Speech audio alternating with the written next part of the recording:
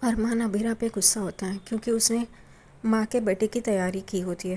Cake बनाया होता है, डेकोरेशन किया होता है। वो कहता है कि मैं बार बार तुमसे ये कहता हूँ कि मत करो मत करो, फिर भी तुमने ये किया है। तो वो कहती है मैंने जानबूझकर नहीं किया, सिर्फ तुम्हारे और माँ के बीच की दूरी कम हो इस वजह से मैंने ये सब किया है। तो वो कहता है किसने कहा था तुम्हें करने के लिए? मैं हमेशा कहता था मत करो, इसमें मत पढ़ो, फिर भी तुमने किया, अब क्या हुआ?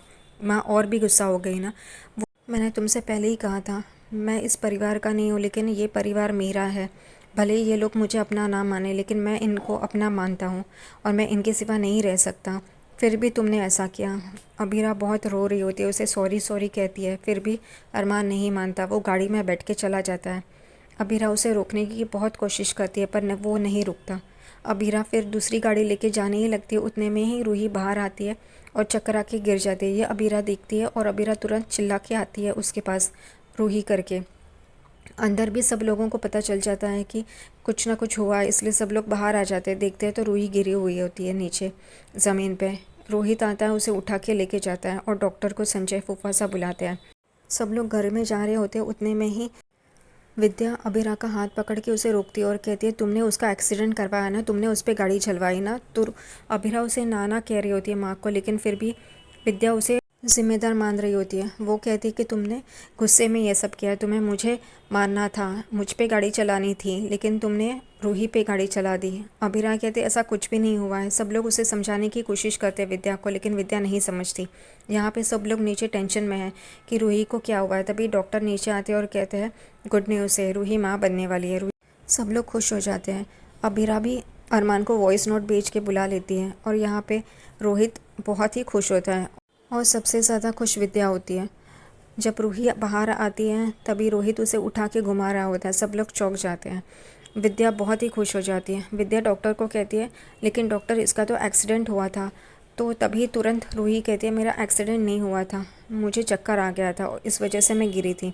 तभी सब लोगों को पता चलता है कि विद्या ने क्या गलती की है। विद्या ने अबीरा को डांट के गलत किया है, क्योंकि विद्या ने सारा ब्लेम अबीरा पे डाला होता है रूही गिरने के लिए। सब लोग खुशियाँ मना रहे होते, उतने में ही अरमान भी वहाँ पे आ जाता है। अरमान अबीरा को पूछता है तुमने वॉइस नोट भेज के मुझे क्यों इतने तुरंत बुलाया? तो उसे भी पता चल जाता है कि रोहित और रूही पेरेंट्स बनने वाले हैं। अबीरा कहते हैं चलो हम लोग भी उन्हें बधाई देते हैं। अरमान और अबीरा रोहित और रूही को बधाई देने जाते हैं और रोहित उन्हें कहता है आप अभी तायासा और ताईसा बन गए हैं। उनके पैर छूता है और जब अबीरा रूही को गले लगाने जाती है कॉन्ग्रेचुलेट करके, तभी विद्या बीच में आती है और रूही को वहाँ से लेके जाती है और उसे कहती है चलो कपड़े चेंज करो। अरमान, रोहित, रूही और सभी घर वालों को बुरा लगता है जो विद्या अबीरा के साथ बिहेव कर रही है, बर्ताव कर रही है, उस वजह से। यहाँ तक कि दादीसा को भी बुरा लगता है। यहाँ पे रूही चेंज करके आती है, सब लोग खुशियाँ मना रहे होते, सब लोग उनके आगे पीछे डांस कर रहे होते। दादीसा आरती की थाली सजा रही होती है। तभी अबीरा दादीसा के पास आती है और कहती है मैं आपकी मदद कर दूं क्या? तो वो कहती है हाँ, मुझे कुमकुम नहीं मिल रहा है। तभी आरती की थाली अबीरा उठा लेती है और दादीसा कुमकुम लेती है और आरती की थाली में रखती है। उतने में ही विद्या आती है और अबीरा से थाली लेके आरती करने के लिए चली जाती है। दादीसा भी देखने लगती है, सब लोग देखने लगते हैं और विद्या रोहित और रूही की आरती करती है। तभी सुलेखा मनीषा से कहती है ये विद्या जी ऐसा क्यों बिहेव करी है? कावेरी जी तो बड़ी है ना घर की, उन्होंने पहले आरती करनी चाहिए और ये विद्या जी कर रही है। दादी सा को भी ये सुन के बुरा लगता है और विद्या के बर्ताव से उन्हें भी बुरा लगता है। सब लोग चौंक जाते हैं, लेकिन अब विद्या के आगे क्या कर सकते हैं। विद्या का बर्ताव दिन ब दिन बदतर होते जा रहा है। दादी सा को भी बहुत गुस्सा आता है। विद्या आरती करती है और फिर वो मासा से कहती है आइए ना आप भी आरती कीजिए ना। मासा भी आरती करती है सबके सामने, क्योंकि किसी को भी बुरा ना लगे, इस वजह से वो भी आरती कर चुपचाप आरती कर लेती है।